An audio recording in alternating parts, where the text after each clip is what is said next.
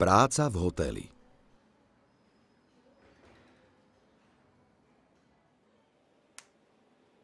Po príchode do práce sa prezleč do pracovného odevu.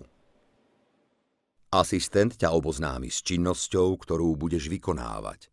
Povie ti, akú prácu budeš vykonávať a ako dlho budeš pracovať. Napríklad, dnes do obeda budeš upratovať izby na tomto poschodí. Keď upraceš 2 izby, budeš mať prestávku na občerstvenie. Potom svoju prácu dokončíš a pôjdeš domov.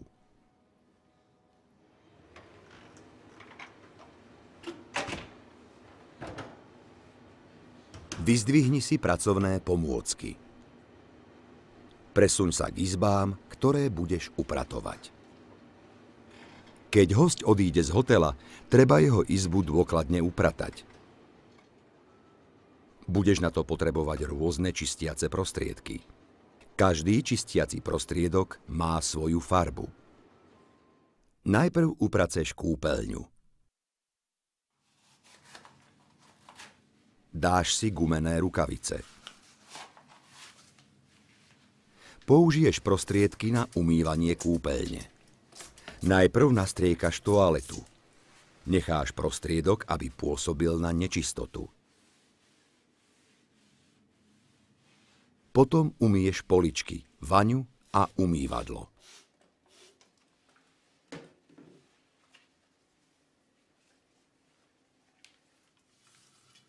Nakoniec umyješ toaletu.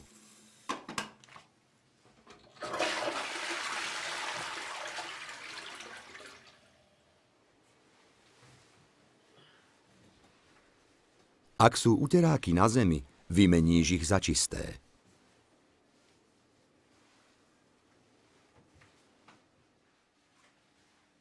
Doplníš toaletný papier, ak sa minul. Doplníš ďalšie toaletné potreby. Ak nevieš, čo treba ešte urobiť, vyžiadaj si pomoc od svojho asistenta. Asistent ti vždy povie, akú prácu máš vykonávať. V izbe najprv upraceš posteľ. Asistent ti povie, či treba vymeniť plachtu a prezliekať obliečky na paplónoch a vankúšoch. Posteľ ustelieš a zakryješ ju prikrývkou. Potom v izbe utrieš prach. Niektoré veci umieš, ak je to potrebné.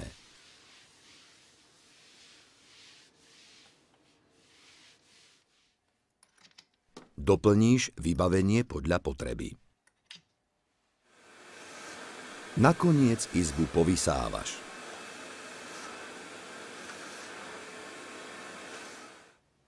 Uložíš nábytok na svoje miesto. Presvedčíš sa, či je všetko upratané a doplnené. Potom odídeš z izby. Ak nevieš, čo treba ešte urobiť, vyžiadaj si pomoc od svojho asistenta.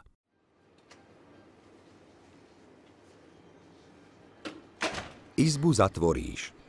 Uložíš veci na vozíček a prejdeš k ďalšej izbe, ktorú treba upratať. Postupuješ rovnako, až kým nie je izba uprataná. Po vykonaní stanovenej práce budeš mať prestávku na oddych a na občerstvenie. Po prestávke budeš pokračovať v pridelenej práci. Asistent ti vždy povie, ktoré izby máš upratať a čo je v nich potrebné urobiť. Pri neistote si vždy vyžiadaj pomoc od svojho asistenta. Asistent ti povie, kde a akú prácu máš vykonávať. Po splnení všetkých stanovených úloh uložíš pracovné pomôcky na určené miesto a prezlečieš sa späť do civilného odevu. Potom odídeš z práce.